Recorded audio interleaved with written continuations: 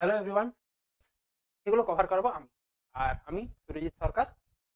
তো আমাদের আজকের যেটা থাকবে সেটা আমরা বেসিক যে চ্যাপ্টার রয়েছে, যেটা তোমাদের ক্লাস টেনেও রয়েছে বা ছিল, যেটা বলি ক্লাস টেনেও যে চ্যাপ্টারটা তোমরা করেছো, পদার্থের পরমাণুর গঠন। তো আমাদের এখানে যে বেসিক চ্যাপ্টার সেটা পরমাণুর গঠন বা অ্যাটমিক স্ট্রাকচার। সেটা নিয়ে আমরা জাস্ট একটা ছোট্ট ডিসকাশন করব আজকে, যে কি বা পরমাণু চাপ গঠনটা ক্লাস 10 থেকে ক্লাস 11-12 যখন তোমরা পড়ছো বা ফার্দার যখন পড়াশোনা করবে, তো তখন এই পরমাণুর গঠন বা অ্যাটমিক স্ট্রাকচারটা কিভাবে পড়তে হবে বা আমাদেরকে কি কি শিখতে হবে এবং কতটা ডেপথে আমাদেরকে জানতে হবে, সেটা নিয়ে আমাদের ডিসকাশন হবে আজকে। দেখো, এখানে রয়েছে চ্যাপ্টারে আমাদের যেটা নাম অ্যাটমিক স্ট্রাকচার। তো আমাদের আজকের যেটা হচ্ছে বেসিক ইন্ট্রোডাকশন।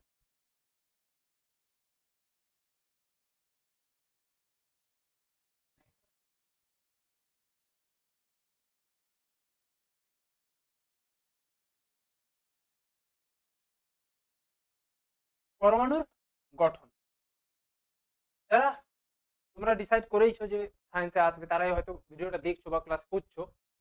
পরমাণুর গঠন কি, বা আমরা সবার আগে আমাদেরকে জানতে হবে যে একটা পরমাণু কি। ক্লাস টেনে অনেকেই হয়তো জানো বা পড়েছো পরমাণু, তো সেটাই আমাদের হচ্ছে এখানেও একই, কারণ পরমাণুর কি বা তার গঠন কি, তার ডেফিনেশনটা তো কখনোই পাল্টে যাবে না। তো পরমাণুর গঠন কি না, কোনো মৌলের যে ক্ষুদ্রতম কণা, কোনো মৌলের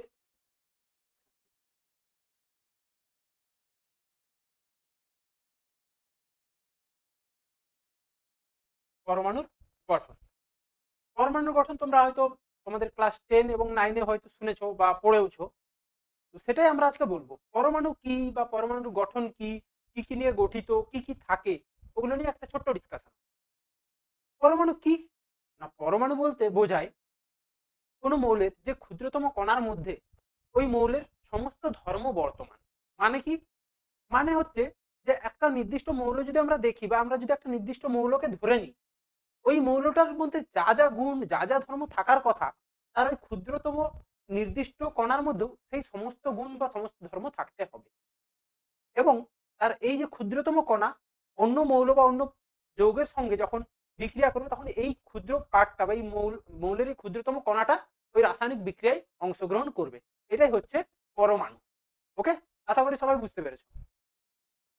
এই পরমাণু যখন বিভিন্ন, আজ তো এই পরমাণু হঠাৎ করে আবিষ্কার হয়ে যায়নি, পরমাণু স্টেপ বাই স্টেপ বিভিন্ন ধাপে ধাপে এর পথ চলা শুরু হয়েছে। তো পরমাণু যখন আবিষ্কার হয়েছে, তখন আমাদেরকে ধারণা, তখন আমরা ধারণা পেয়েছি যে এটাই হয়তো ক্ষুদ্রতম কণা, এর থেকে আর ছোটভাবে ভাঙা যায় না।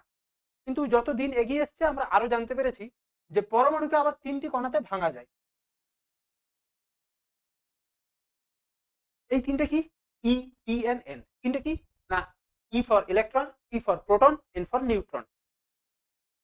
তো এই তিনটে জিনিস কি করব না, পরমাণুর যে গঠন বা এই গঠনের যে ধারাবাহিক অগ্রগতি, সেই অগ্রগতিতেই আমরা জানতে পেরেছি পরমাণু বেশ কয়েকটি ক্ষুদ্র ক্ষুদ্র কণা নিয়ে আবার গঠিত। সেগুলো কি না, ইলেকট্রন, প্রোটন, নিউট্রন।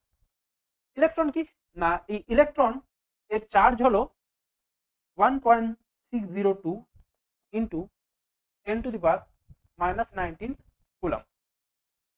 আর এর ভর না, এর ভর হচ্ছে 9.1 into 10⁻⁻28 gram, or 9.1 into 10⁻⁻31 KG. Okay, তো এখানে গ্রাম থেকে জাস্ট কেজিতে কনভার্ট করা হয়েছে, অন্য কোনো ডিফারেন্স নেই। তোমরা যে কোনো একটা মনে রাখতে পারো, হয় গ্রামে মনে রাখতে পারো অথবা কেজিতে মনে রাখতে পারো, ঠিক আছে, ওটা নিয়ে কোনো অসুবিধা নেই। তাহলে কেন আমরা এই দুটো জিনিস মনে রাখবো? এই ইলেকট্রনের ভর এবং ইলেকট্রনের মাস, এই দুটো জিনিস ছাড়া কেমিস্ট্রি পসিবল নয়। কারণ কি, প্রত্যেকটা ক্ষেত্রে আমাদের এই ইলেকট্রনের চার্জ, ইলেকট্রনের মাস, এছাড়াও কি না আমাদের প্রয়োজন প্রোটন।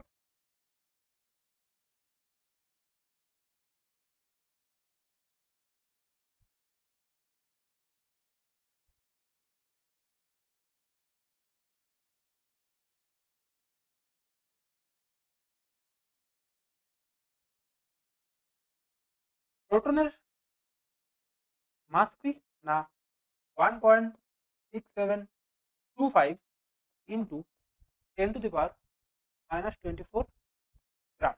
এটা হচ্ছে প্রোটনের মাস।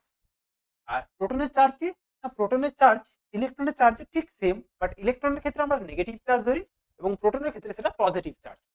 মানে কি না, চার্জটা সেমই থাকবে। সেটা কি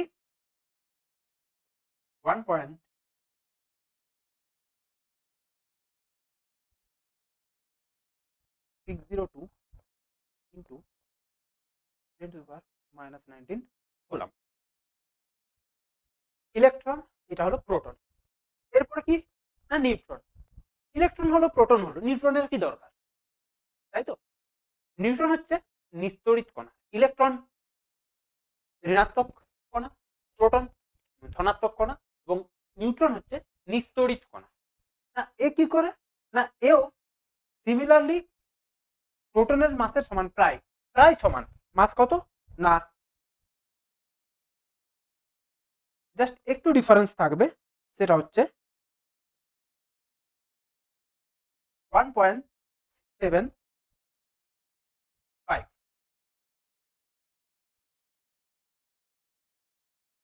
মাস অফ নিউট্রন। জাস্ট এটুকুই ডিফারেন্স প্রোটন আর নিউট্রনের মাসের মধ্যে। প্রোটনের ক্ষেত্রে 1.6725 ছিল, বাট নিউট্রনের ক্ষেত্রে সেটা হবে 1.675। তো আমরা বলতে পারি নিউট্রন এবং প্রোটনের ভর প্রায় সমান। আর যেহেতু এটা নিস্তড়িত কণা, তো এক্ষেত্রে কিন্তু কোনো রকম কোনো চার্জ থাকবে না। ওকে,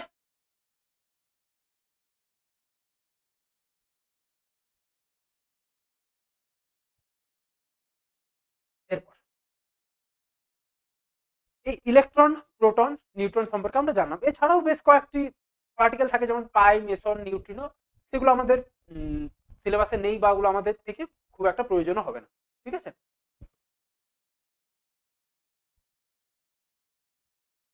আজকের যে টপিকটা আমাদের, সেটা হচ্ছে রাদারফোর্ডের পরমাণু মডেল গঠনের তত্ত্ব। ক্লাস 10-এ বা 9-এ তোমরা পড়েছো যে রাদারফোর্ডের পরমাণু মডেল বা রাদারফোর্ডের পরমাণু মডেল তত্ত্ব কি, কিভাবে তিনি ব্যাখ্যা করেছেন পরমাণুকে বা পরমাণুর মডেল বা পরমাণুর গঠনকে তিনি কিভাবে ব্যাখ্যা করেছেন। সবার প্রথম যেটা করেছেন সেটা হচ্ছে আলফা কণা বিচ্ছুরণ পরীক্ষা। সেটা কি না, আলফা কণা বিচ্ছুরণ পরীক্ষা হলো, সবার আগে বলি আমরা আলফা কণা কি। আলফা কণা হচ্ছে পজিটিভ রশ্মি বা পজিটিভ কণার স্রোত। এই আলফা কণার স্রোত বা আলফা রশ্মির স্রোত দিয়ে আমরা কিভাবে পরমাণুর গঠন সম্পর্কে জানতে পেরেছি, সেই পরীক্ষাই যিনি করেছেন তিনি রাদারফোর্ড। এবং ওই পরীক্ষা থেকে আমরা জানতে পারি পরমাণুর যে বেসিক গঠন বা পরমাণু কিভাবে গঠিত হয়েছে, কিভাবে সে থাকে অভ্যন্তরে, সেটাই আমরা জানতে পেরেছি।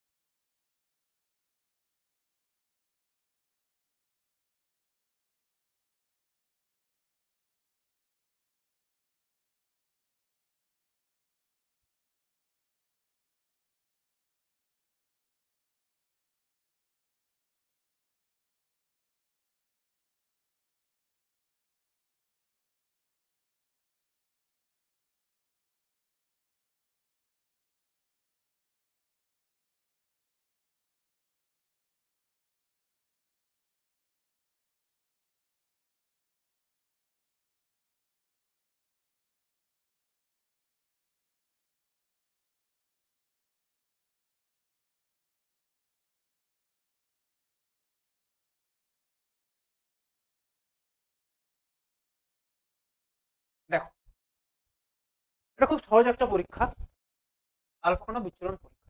এখানে কি করা হয়েছে না, এখানে একটি খুব পাতলা সোনার পাতকে নিয়ে আলফা কণার বিচ্ছুরণের পরীক্ষা করা হয়েছে। কিভাবে করা হয়েছিল না, এই যে এটা দেখছো, এটাকে স্কয়ার আকারের, এটা হচ্ছে আলফা কণার স্বর্ণপাত, এবং এই যে যেটা যাচ্ছে এগুলো হচ্ছে আলফা কণা। ওকে, এই আলফা কণা যাচ্ছে যখন, তখন কি করতে পারে না, যখন যাচ্ছে আমরা এই পাশে আর একটা যেটা রয়েছে এটা হচ্ছে ZnS, জিঙ্ক সালফাইডের পর্দা। এই আলফা কণা যখন পাস করাচ্ছে এই সোনার পাতের মধ্যে দিয়ে, তখন বেশ কয়েকটা লক্ষণীয় বিষয় দেখা গেছিল। কি না, বেশিরভাগ আলফা কণা এ পাশে পেরিয়ে চলে যাচ্ছে। কি হচ্ছে না, পেরিয়ে চলে যাচ্ছে, গিয়ে কি করছে না, গিয়ে একদম আমাদের যে জিঙ্ক সালফাইডের পর্দা নিয়েছি ওই পর্দায় গিয়ে আঘাত করছে। আবার বেশ কিছু কণা কি হচ্ছে না, কিছুটা সরে গিয়ে সাইডের দিকে বিক্ষিপ্ত হচ্ছে, এবং প্রায় বহু ভাগের কিছু কিছু অংশ, মানে বলতে পারো তোমরা প্রায় সহস্র ভাগের এক ভাগ একটি কণা আবার একদম অপোজিটে 180 ডিগ্রি অ্যাঙ্গেলে ফেরত আসছে। এই তিন ধরনের পর্যবেক্ষণ লক্ষ্য করা গেছিল যখন আমাদের এই আলফা কণার পরীক্ষাটি হয়েছে। এখানে কি দেখা গেছে না, আবার বলে দিচ্ছি, রিপিট করে শুনে নাও একটু। এক, বেশিরভাগ আলফা কণা সরাসরি বেরিয়ে চলে গেছে, কিছু কিছু আলফা কণা ওই স্বর্ণপাতের থেকে সাইডে বিক্ষিপ্ত হয়েছে, এবং অতি নগণ্য পরিমাণ আলফা কণা স্বর্ণপাত থেকে সরাসরি 180 ডিগ্রি ঘুরে ফেরত চলে এসেছে।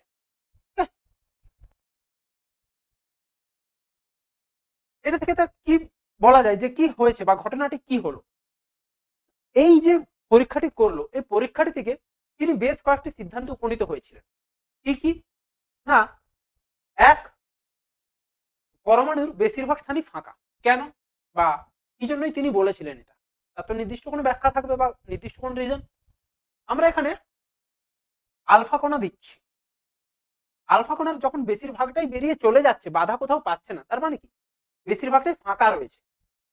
এরপর দ্বিতীয় কথা, দেখো এই যে স্বর্ণপাত আর এই যে আলফা কণা যাচ্ছে, এই আলফা কণার মধ্যে, আলফা কণা আমি প্রথমে বলেছি আলফা কণা পজিটিভ, পজিটিভ মানে ধনাত্মক। ও কি করে আমরা জানি যে ধনাত্মক ধনাত্মককে বিকর্ষণ করে, ধনাত্মক ঋণাত্মককে আকর্ষণ করে, বা উল্টো ভাবে যদি আমরা বলি ঋণাত্মক ঋণাত্মককে বিকর্ষণ করে এবং ঋণাত্মক ধনাত্মককে আকর্ষণ করে। ঠিক আছে, এখানে আলফা কণা হচ্ছে ধনাত্মক বা পজিটিভ। তাহলে এ যখন বিক্ষিপ্ত হয়ে ফেরত আসছে, তার মানে কি নির্দিষ্ট কোথাও বা ওই যে পাত রয়েছে তার কোথাও না কোথাও পজিটিভ কণা রয়েছে বা চার্জ রয়েছে, তাই তো? না হলে তো ফেরত আসা সম্ভব ছিল না।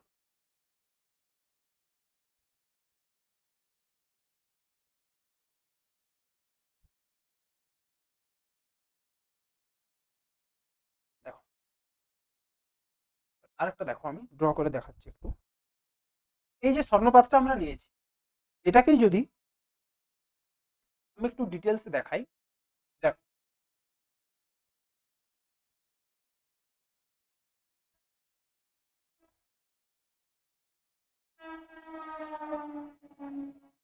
মনে করো এটা আমাদের এই স্বর্ণপাতটি, ঠিক আছে, বুঝতে পেরেছো?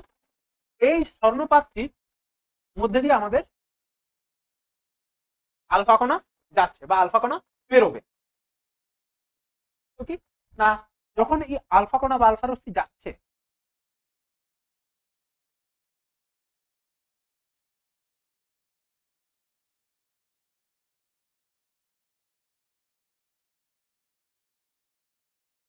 যেখানে যেখানে ফাঁকা আছে কি করছে না, সরাসরি বেরিয়ে চলে যাচ্ছে। বুঝতে পেরেছো? আবার কিছু কিছু ক্ষেত্রে কি হচ্ছে না, এইরকম যদি ধরা হয় কিছুটা বিক্ষিপ্ত হয়ে বেরোচ্ছে এরকম। আর মেনলি যখন একদম গিয়ে নিউক্লিয়াসে আঘাত করছে, ও আবার কি করছে না 180 ডিগ্রি ঘুরে চলে আসছে। এই যে পার্টিকুলার পোর্শন গুলো বা এই যে পার্টিকুলার অংশগুলো, এগুলোতে রয়েছে নিউক্লিয়াস, ওই নিউক্লিয়াসের মধ্যে রয়েছে পজিটিভ চার্জ, বা কোনো পরমাণুর টোটাল যে পজিটিভ চার্জটা রয়েছে সেটা সন্নিহিত রয়েছে বা সমগ্রটাই রয়েছে ওই পার্টিকুলার নিউক্লিয়াসের মধ্যে।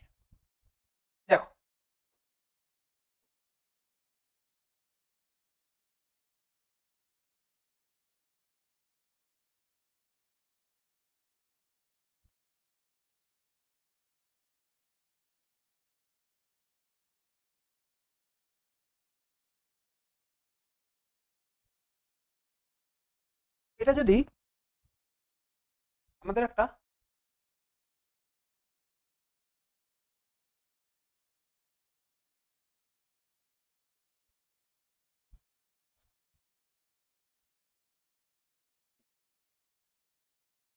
এটা যদি আমাদের একটা কোনো নির্দিষ্ট পরমাণু হয়, ঠিক আছে, আমরা ধরে নিলাম এটা একটি পরমাণু, ঠিক আছে। এই যে এটাকে বলা হচ্ছে নিউক্লিয়াস। কি না? নিউক্লিয়াস। এই নিউক্লিয়াস ব্যতীত বাকি যে অংশ রয়েছে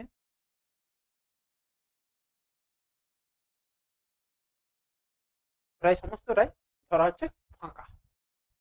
এরপর সত্যি কি পুরোটাই ফাঁকা? না, একদম তা। এই যে নিউক্লিয়াসের বাইরে যে অংশগুলো রয়েছে ওর মধ্যে রয়েছে নেগেটিভ চার্জ বা ইলেকট্রন, যেটা আমরা আগেই বলেছি ইলেকট্রন। ওই ইলেকট্রন কি করছে না এই নিউক্লিয়াসের বাইরে বিভিন্ন অংশে রয়েছে, যেমন এরকম বিভিন্নভাবে রয়েছে ইলেকট্রন। তাহলে ইলেকট্রন কেন বিক্ষিপ্ত করলো না আলফা কণা? কারণ আগেই বলেছি যে যখন পজিটিভ যাবে পজিটিভ পজিটিভকে রিপালশন করবে এবং পজিটিভ নেগেটিভকে আকর্ষণ করবে, তাই তো? এখানে তাহলে আরেকটা কোশ্চেন আসতে পারে যে তাহলে তো যখন আলফা কণা স্রোত যাচ্ছে এই আলফা কণা তো এখানে গিয়ে আটকে যেতে পারতো বা ইলেকট্রনকে ধরে নিতে পারতো। একদমই ঠিক, ঠিক কোশ্চেন। কিন্তু এই যে আলফা কণা আর এই যে ইলেকট্রন এদের ভর বা ওজনের প্রচুর পরিমাণ পার্থক্য রয়েছে।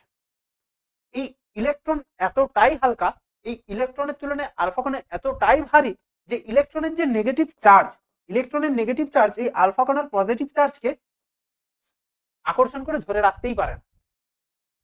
সামান্য কথা, যদি একটা সামান্য পিঁপড়ে বা একটা সামান্য ইঁদুরকে দেওয়া হয় যে একটা বড় হাতি বা বেড়াল একটা বড় বাঘকে ধরে রাখতে, সেটা কি সম্ভব? কোনোদিনই সম্ভব নয়।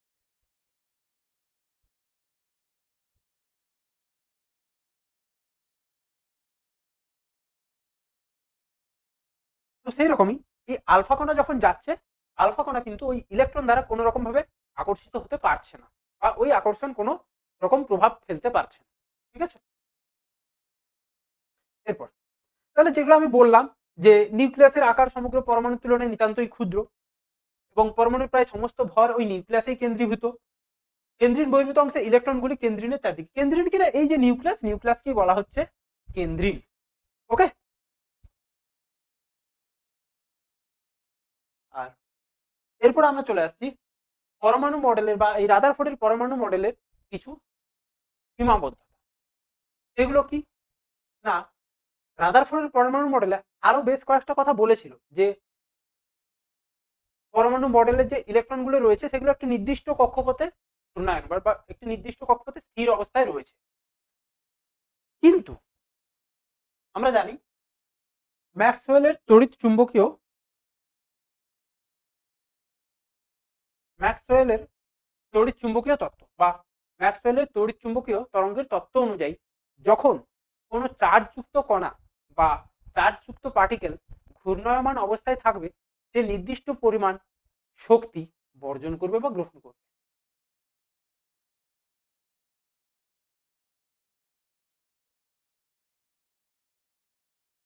তাহলে সেটা কি না, আমরা যে দেখেছিলাম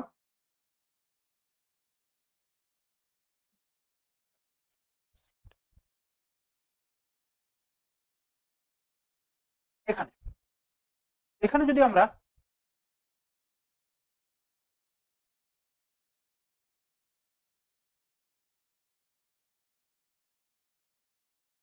ইলেকট্রনগুলো দেখি, ঠিক আছে, রাদারফোর্ডের পরমাণু মডেল অনুযায়ী এই ইলেকট্রনগুলো যেগুলো রয়েছে এই ইলেকট্রনগুলো স্টেবল। কিন্তু ম্যাক্সওয়েলের তড়িৎচুম্বকের তত্ত্ব অনুযায়ী যখন কোনো চার্জযুক্ত পার্টিকেল ঘূর্ণায়মান অবস্থায় থাকবে সেগুলো স্টেবল থাকতে পারে না। কেন পারে না?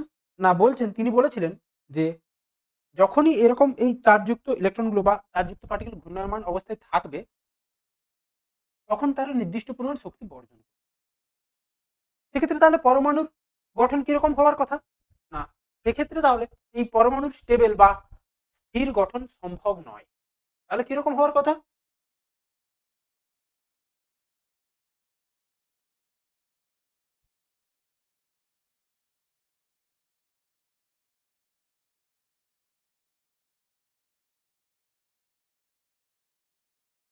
এটা যদি ইলেকট্রন হয়।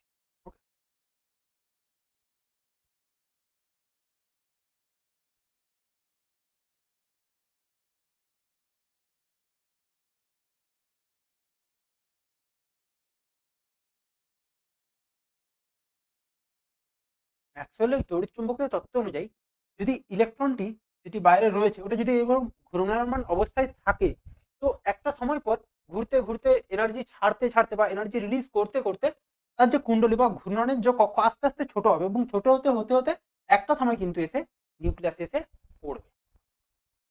বুঝতে পারলে? তার মানে কি? তার মানে পরমাণুর এই যে গঠনটা রাদারফোর্ড বলেছিলেন সেটা স্টেবল হবে না বা স্থায়ী হবে না।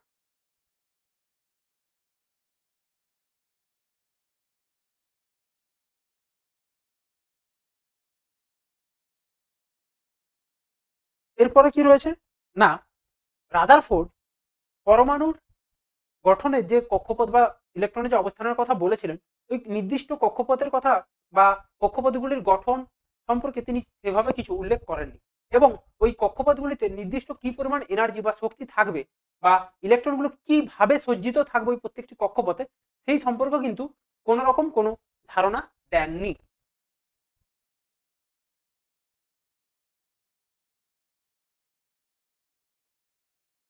দেখো এখানে তোমরা একটা জিনিস দেখতে পাচ্ছ যে পরমাণুর রেখা বর্ণালী, না সেটা কি না এই রাদারফোর্ডের প্রস্তাবিত পরমাণুর গঠন অনুযায়ী পরমাণুর নিরবিচ্ছিন্ন বর্ণালী প্রদর্শন করার কথা, কিন্তু বাস্তবে কিন্তু দেখা গেছে যে পরমাণু রেখা বর্ণালী প্রদর্শন করে। এখন এই বর্ণালী কি, নিরবিচ্ছিন্ন বর্ণালী কি আর রেখা বর্ণালী বা কি?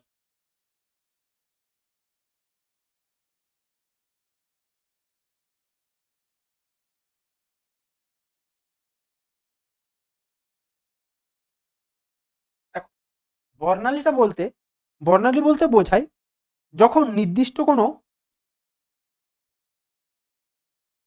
আমরা ধরো অনেক সিরিজ দেখি না যে কোনো কিছু জিনিস সাজিয়ে গুছিয়ে রাখা, এরকম এই তরঙ্গ দৈর্ঘ্যেরও ডিফারেন্ট ডিফারেন্ট রেঞ্জ থাকে। যখন এই তরঙ্গ দৈর্ঘ্যের সিরিজগুলো বা রেঞ্জগুলো পরপর পরপর সজ্জিত অবস্থায় থাকবে এবং যাদের মাঝখানে কোনো রকম কোনো গ্যাপ থাকবে না, সেটা হচ্ছে নিরবিচ্ছিন্ন বর্ণালী। এবং যদি এদের মাঝখানে নির্দিষ্ট পরিমাণ গ্যাপ বর্তমান থাকে তখন আমরা সেগুলোকে বলবো রেখা বর্ণালী। যেমন ধরো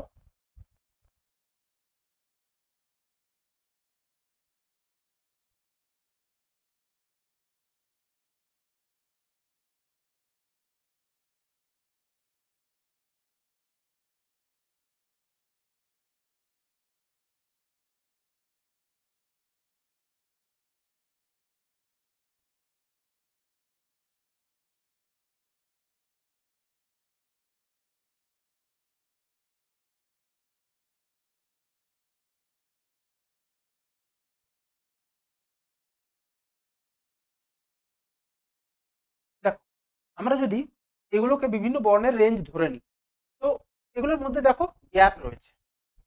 বুঝতে পারছো? তো যখন এরকম কোনো গ্যাপ থাকবে তখন সেগুলোকে আমরা বলবো রেখা বর্ণালী। আমরা যে রামধনু দেখি সেখানে কি আমরা দেখতে পাই কোনো গ্যাপ রয়েছে বা বিভিন্ন কালারের মধ্যে কোনো গ্যাপ রয়েছে? থাকে না, কারণ সেটা নিরবিচ্ছিন্ন বর্ণালী। ওকে, যখন এই নির্দিষ্ট বর্ণালীগুলোর মধ্যে কোনো রকম কোনো গ্যাপ থাকবে না, তো তখন আমরা বলবো নিরবিচ্ছিন্ন বর্ণালী, আর যখন নির্দিষ্ট গ্যাপ বর্তমান থাকবে তখন বলবো রেখা বর্ণালী।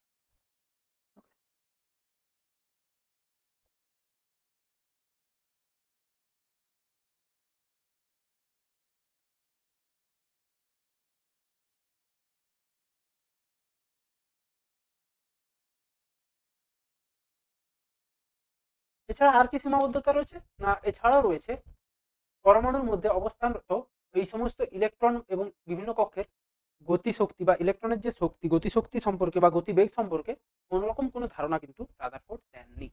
এগুলোকে তার সীমাবদ্ধতা বলা যেতে পারে। ওকে, এটাই মোটামুটি আলফা কণার বিচ্ছুরণ এবং তার থেকে প্রাপ্ত কিছু তথ্য যেগুলোর দ্বারা আমরা পরমাণুর যে একটা গঠন কিরকম গঠন হতে পারে, তার বেসিক গঠন কিরকম বা কি কিভাবে থাকছে সে সম্পর্কে একটা আমরা জেনারেল আইডিয়া পাই এবং তার কিছু কিছু সীমাবদ্ধতা। এরপর আমরা ডিরেক্ট চলে যাব পরমাণুর আরো কয়েকটা ধর্ম বা আরো কয়েকটা বিশেষ বিশেষ বৈশিষ্ট্য। সেটা কি না, সব পরমাণু একই রকম নয়, আবার একই পরমাণুর আরো আলাদা আলাদা রূপ দেখতে পাওয়া যায়, সেইগুলোই আমরা আলোচনা করবো আর। তো সবার আগে আমরা চলে আসি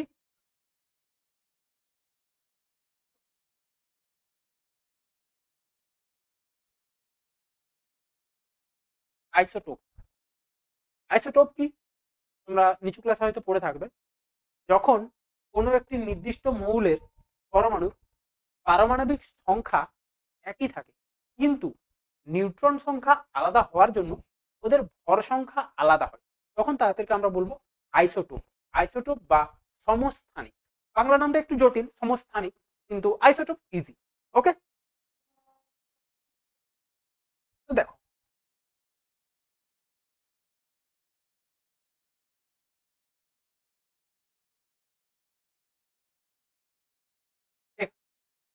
OneH1 মানে কি, এখানে হাইড্রোজেনের একটা প্রোটন রয়েছে এবং নিউট্রনের সংখ্যা আমি লিখেই বলি, প্রোটন সংখ্যা রয়েছে একটি এবং নিউট্রন সংখ্যা রয়েছে 0। ওকে, আর দ্বিতীয়টাতে দেখো, দ্বিতীয়টাতে প্রোটন সংখ্যা কি রয়েছে না,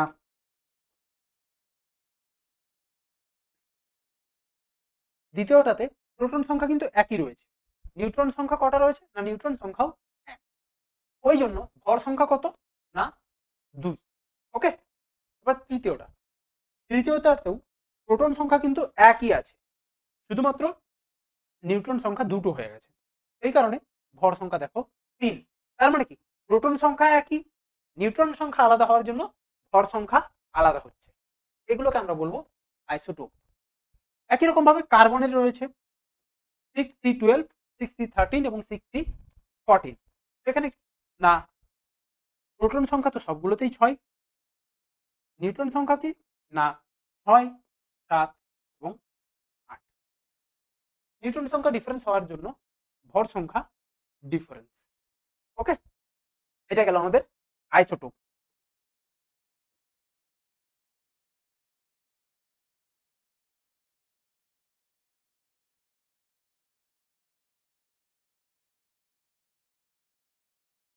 এরপর আইসোবার। আইসোবার কি না, আইসোবার হলো যখন কোনো বিভিন্ন ধরনের পরমাণুর মৌলের পরমাণুর মধ্যে ভর সংখ্যা সমান হবে, মানে মানে টোটাল প্রোটন এবং নিউট্রনের যে যোগফল সেটাকেই তো আমরা ভর সংখ্যা বলি। ভর সংখ্যা কি, ভর সংখ্যা হচ্ছে টোটাল প্রোটন সংখ্যা এবং টোটাল যে নিউট্রন সংখ্যা রয়েছে তার যোগফলকে আমরা ভর সংখ্যা বলি। যখন কোনো বিভিন্ন ধরনের মৌলের মধ্যে পরমাণুর ভর সংখ্যাটা সমান হবে, সেটা হতে পারে ডিফারেন্ট ডিফারেন্ট মৌল, তাই তো, যখন তাদের ভর সংখ্যা সমান হবে তখন আমরা বলবো আইসোবার। যেমন এই যে ধরো আর্গন ক্যালসিয়াম, না এই দুটো কি, আর্গনের প্রোটন সংখ্যা কত আমরা জানি 18 এবং ক্যালসিয়ামের 20। আর্গনের প্রোটন সংখ্যা 18 এবং ক্যালসিয়ামের প্রোটন সংখ্যা 20, কিন্তু এদের ভর সংখ্যা দুজনেরই 40। কেন না, আর্গনের ক্ষেত্রে নিউট্রন সংখ্যা 22 আর ক্যালসিয়ামের ক্ষেত্রে নিউট্রন সংখ্যা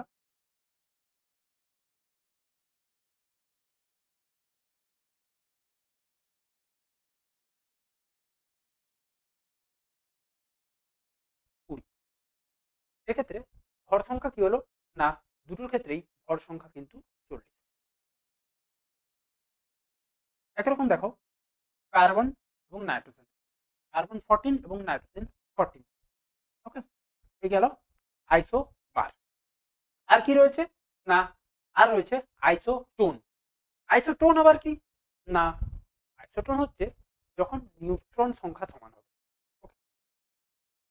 আইসোটোপ প ফর প্রোটন, মানে প্রোটন সংখ্যা সমান হবে। আইসোবার, এটা জাস্ট বারটাকে আমরা ভর হিসাবে যদি আমরা মনে রাখার জন্য বলতে পারি তাহলে ভর সংখ্যাটা সমান হবে। আইসোটোন, আইসোটোন মানে নিউট্রন নিউট্রন সংখ্যা সমান। ওকে, যেমন 1h3 2He4, এখানে কি রয়েছে না হাইড্রোজেনের ক্ষেত্রে কি প্রোটন সংখ্যা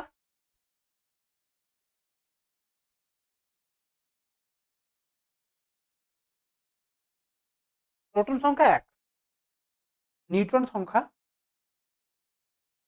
2। হিলিয়ামের ক্ষেত্রে কিন্তু প্রোটন সংখ্যা 2 এবং নিউট্রন সংখ্যাটাও 2। তার মানে কি নিউট্রন সংখ্যাটা সমান, ওই জন্য এদেরকে বলা হচ্ছে আইসোটোন। আশা করি বুঝতে পেরেছো। এবং আরেকটা এক্সাম্পল দেখে নাও, কার্বন 14 নাইট্রোজেন 15, এই দুটো কিন্তু পরস্পরের আইসোটোন। কিভাবে দেখো, কার্বন 6 14, প্রোটন সংখ্যা কত 6, নিউট্রন সংখ্যা 8, নাইট্রোজেন 7 15, ওকে, প্রোটন সংখ্যা 7, নিউট্রন সংখ্যা 8। বুঝতে পেরেছো?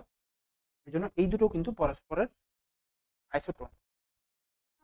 যদি তোমাদের এক্সামে কখনো কোনো এক্সাম্পল তুলে দেয় যে বলো যে এই দুটো, বা এমসিকিউ দিয়ে দিল যে এদের মধ্যে কোন পেয়ারটি পরস্পরের আইসোটোপ, তখন কিন্তু তোমরা ইজিলি এভাবে সহজে কিন্তু বুঝতে পেরে যাবে যে শুধুমাত্র প্রোটন সংখ্যাটা দেখে, যে যদি প্রোটন সংখ্যা সেম থাকে তখন আইসোটোপ। যদি বলা থাকে যে আইসো বার নির্ণয় করো, ভর সংখ্যা দেখবে যদি ভর সংখ্যাগুলো সমান থাকে তখন আইসো বার, এবং যদি বলে আইসোটোন পেয়ার বা আইসোটোন কোনগুলো নির্ণয় করো তখন কিন্তু নিউট্রন সংখ্যাটা দেখলেই কিন্তু তোমরা সহজেই বুঝতে পেরে যাবে। এরপরে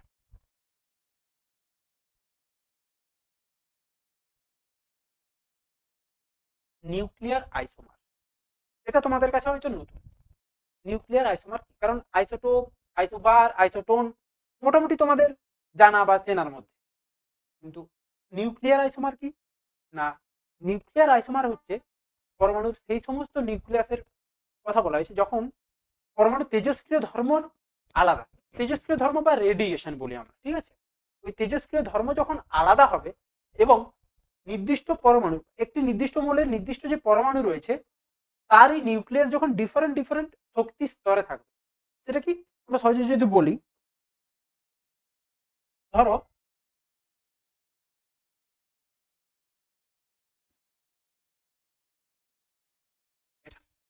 আমাদেরকে যেতে হবে এখানে, ঠিক আছে, যে এখানে থাকবে তার যেতে সময় বেশি লাগবে, যে এখানে থাকবে তার যেতে কিন্তু সময় কম লাগবে। সেরকমই যে হায়ার মানে উচ্চতর শক্তি স্তরে থাকবে সে ইজিলি যেতে পারবে, তাই তো এখানেও ওই নিউক্লিয়ার আইসোমার জিনিসটা সেম, যে যে যত শক্তি স্তরে থাকবে সে সহজেই কিন্তু রেডিয়েশন বা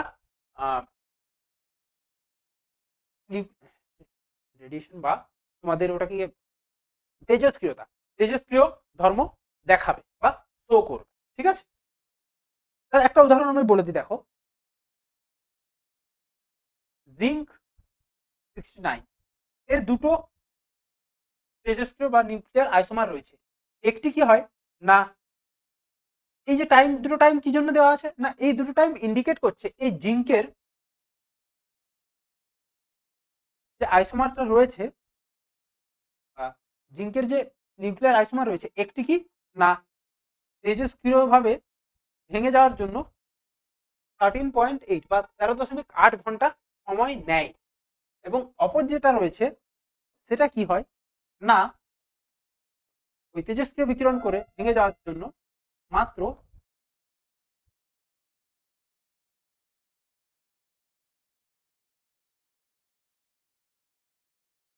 57 মিনিট সময় নেয়। এটা হচ্ছে নিউক্লিয়ার আইসোমার।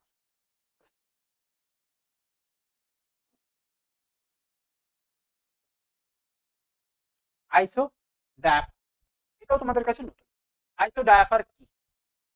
আইসো ডায়াফার হলো যখন কোনো নির্দিষ্ট দুটো ডিফারেন্ট মৌলের ক্ষেত্রে নিউট্রন এবং প্রোটনের ডিফারেন্স, এখানে এটা যেটা সাইনটা দেওয়া আছে, হ্যাঁ, এটা নেগেটিভ নয় বা বিয়োগ নয়, জাস্ট তোমরা বলতে পারো এটাকে ডিফারেন্স। ওকে, যখন নিউট্রন এবং প্রোটনের যে ডিফারেন্স,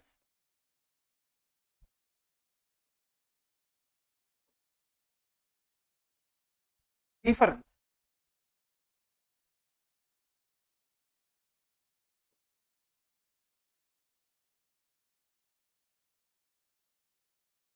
ওই ডিফারেন্সটা যখন সমান থাকবে তখন সেই ধরনের পরমাণুগুলোকে আমরা পরস্পরের বলবো যে আইসো ডায়াফার। এটা কিন্তু নেগেটিভ বা বিয়োগ নয়, এটা জাস্ট ডিফারেন্স ধরবো আমরা। ঠিক আছে, হতে পারে প্রোটন থেকে নিউট্রনের ডিফারেন্স বা নিউট্রন থেকে প্রোটনের ডিফারেন্স, বাট ডিফারেন্স। ওকে, এরপর আরেকটা ছোট্ট জিনিস, সেটা হচ্ছে আইসো স্টার। আইসো স্টার কি না, আইসো স্টার মূলত যৌগর ক্ষেত্রে প্রবর্তন করা হয়ে থাকে। যখন কোনো একটা নির্দিষ্ট যৌগ বা অণু গঠিত হয় তখন কি না, যে পরিমাণ পরমাণু নিয়ে গঠিত হচ্ছে ওই নির্দিষ্ট অণু বা যৌগটি, এবং যদি পরপর দুটো আমরা যৌগ ধরি, যদি দুটোই একই সংখ্যক পরমাণু নিয়ে গঠিত হয় এবং দুটোর মধ্যেই যদি নাম্বার অফ ইলেকট্রনস সমান থাকে, তখন তাদেরকে আমরা বলবো আইসো স্টার। দেখো এখানে আমি দুটো এক্সাম্পল দিয়েছি।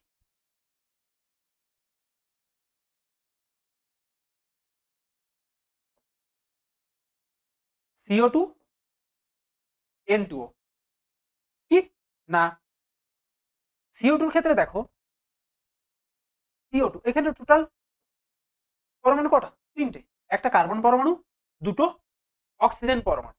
ওকে, এবং N2 এর ক্ষেত্রে দেখো, N2 এর ক্ষেত্রে টোটাল পরমাণু কটা, দুটো নাইট্রোজেন পরমাণু, একটি অক্সিজেন পরমাণু। তার মানে কি, এটাতেও তিনটে রয়েছে, এটাতেও রয়েছে তিনটে। ওকে, এবং এবার আমরা দেখে নেব ইলেকট্রনের সংখ্যা। কার্বনের প্রোটন সংখ্যা কত, 6, এটা সবাই জানি, এবং কার্বনের ইলেকট্রন সংখ্যা সেটাও 6। তাহলে এখানে টোটাল ইলেকট্রন সংখ্যা কত হবে, কার্বনের জন্য আসবে 6, অক্সিজেন 8, তাই তো, 8 2 16। একই রকম ভাবে এখানে নাইট্রোজেনের 7, যেহেতু দুটো nitrogen into 2 plus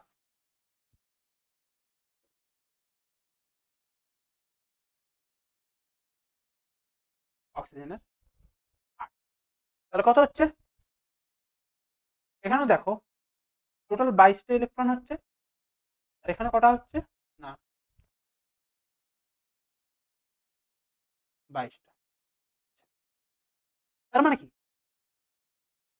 number of পরমাণু মানে কতগুলো পরমাণু নিয়ে গঠিত হচ্ছে এবং টোটাল ইলেকট্রন সংখ্যা, ওই দুটোই যখন সমান হবে তখন হবে আইসো স্টার। ওকে, তাহলে আমরা কি কি করলাম না, রাদারফোর্ডের আলফা কণার বিচ্ছুরণ পরীক্ষা, রাদারফোর্ডের মডেল, রাদারফোর্ডের মডেলের সীমাবদ্ধতা, isotope, isobar, isotone, nuclear isomer, আইসো ডায়াফার, আইসো স্টার। ওকে, আমাদের আজকের ক্লাস এখানেই শেষ করব আমরা। এর পরবর্তী আমাদের যে ক্লাসটা হবে সেখানে আমরা এর পরের থেকে যে পার্টগুলো রয়েছে, যেটা তোমাদের মেনলি 11 বা 12 যেগুলো আরো বেশি বেশি করে কাজে লাগবে, সেগুলো আমরা শুরু করব। আশা করি তোমাদের আজকের ক্লাস ভালো লাগলো এবং তোমরা সবাই নিজেরা ভিডিওগুলো দেখো ভালো করে, কোথাও কোনো ডাউট থাকলে জিজ্ঞাসা করো এবং তোমাদের বন্ধুদের বলো যেন দেখে, এবং সবাই যুক্ত থেকো আমাদের সাথে। আমরা আমাদের দিক থেকে তোমাদের পাশে অলওয়েজ আছি, থাকবো। তোমরাও ভালো থেকো, পরের ভিডিওতে দেখা হচ্ছে।